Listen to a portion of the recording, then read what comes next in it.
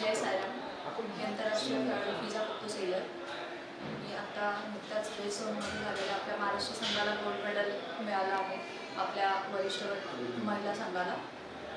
साईबाबांच्या आशीर्वादामुळे मी आज या लेवलपर्यंत खेळत आहे आणि पुढेही मी असे प्रयत्न करून आपल्या महाराष्ट्र संघासाठी आणि भारतीय संघासाठी उत्कृष्ट कामगिरी करेन.